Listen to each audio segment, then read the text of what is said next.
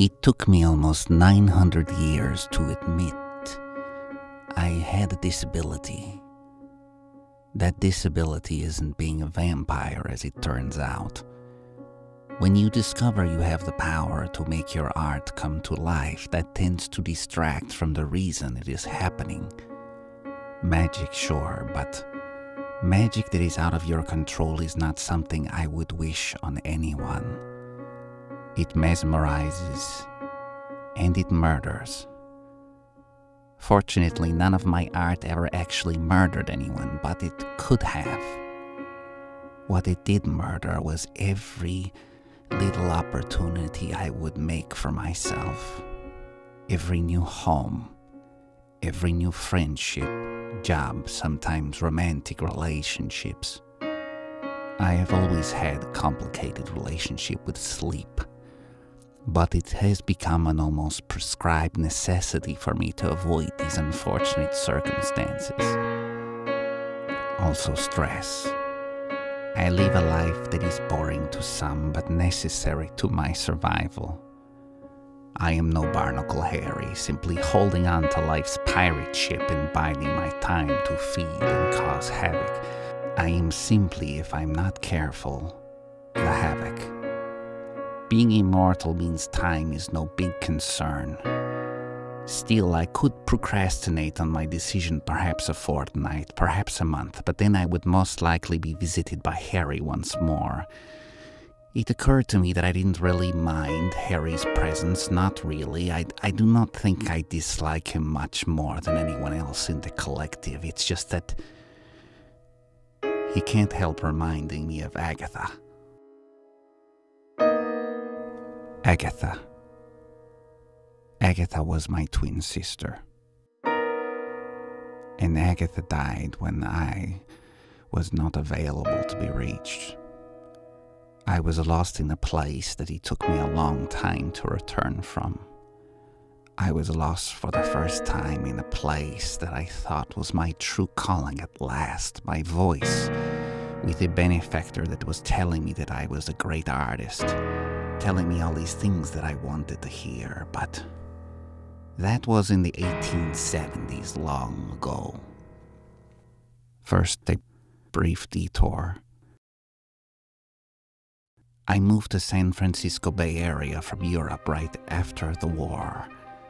I had seen and been part of more devastation than my heart and mind could hold.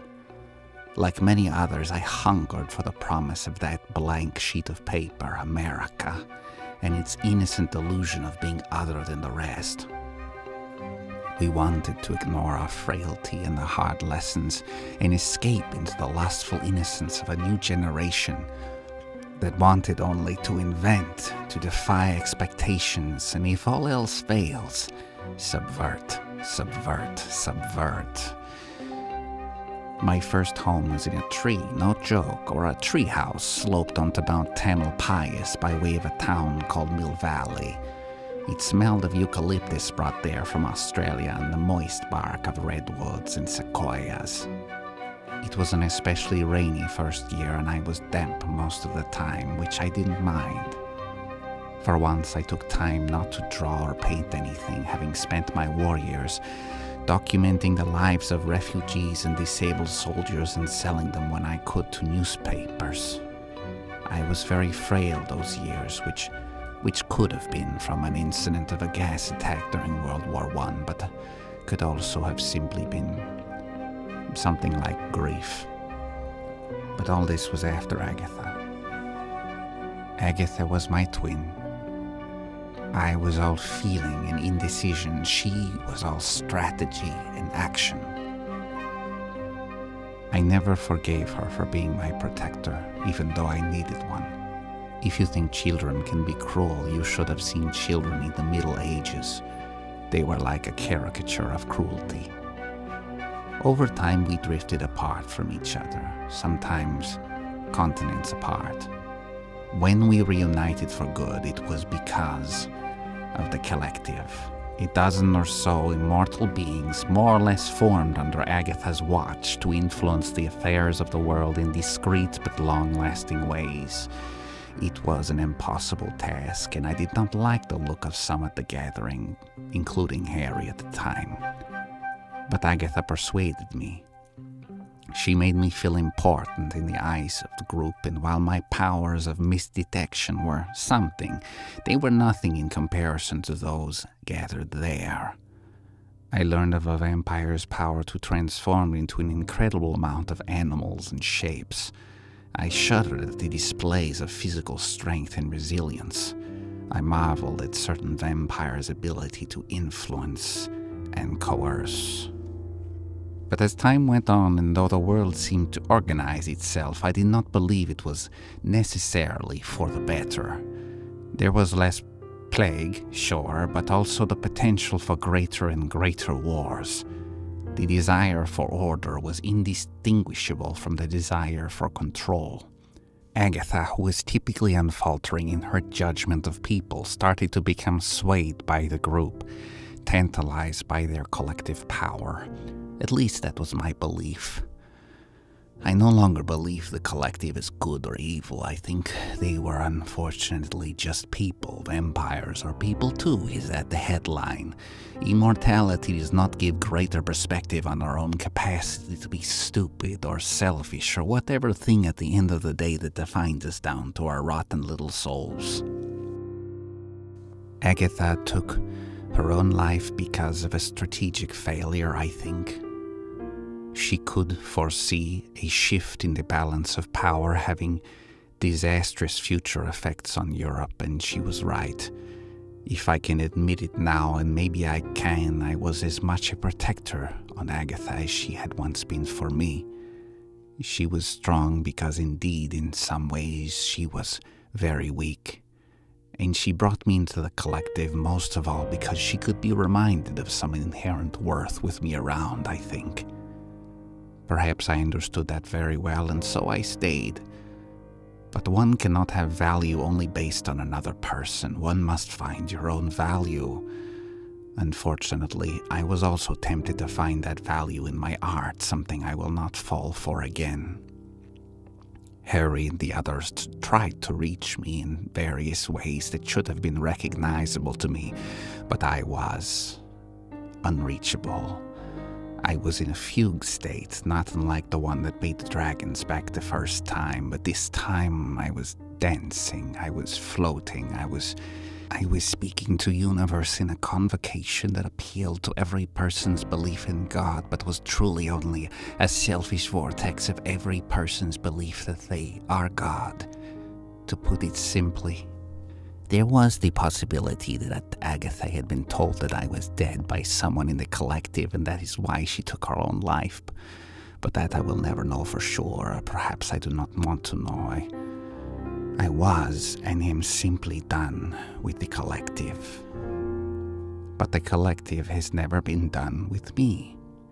Harry was Agatha's closest confidant, and I believe her closest friend, and while he could be a mean son of a bitch when he wanted, I knew him to be, however selfish his actions could be, a man of principle and loyalty and even love.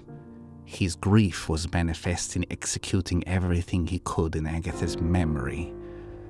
I believe he must have helped in the war in the Allies' favor for one. No one, not even a vampire, is all good or bad. But some vampires are bad. Some people too.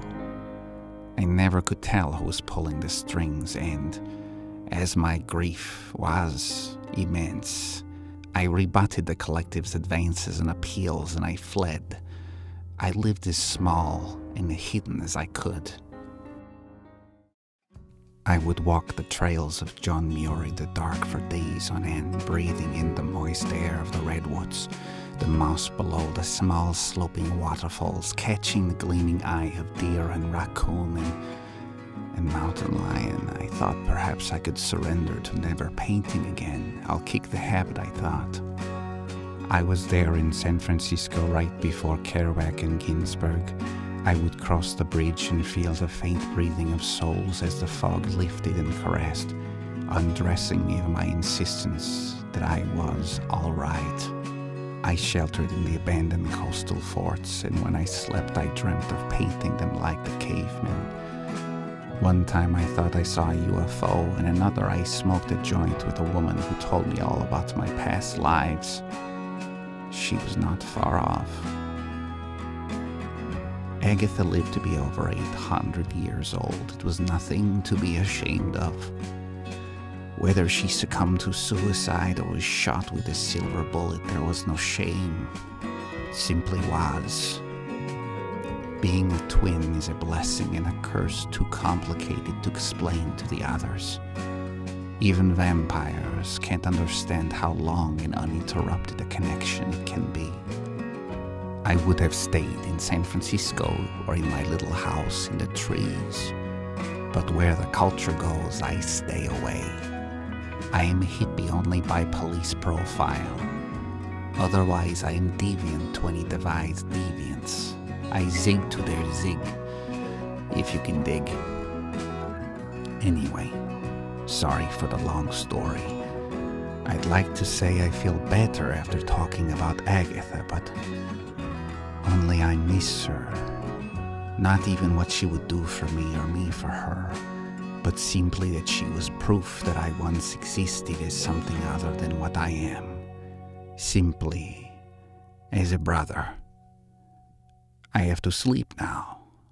I do not have a choice. Not anymore.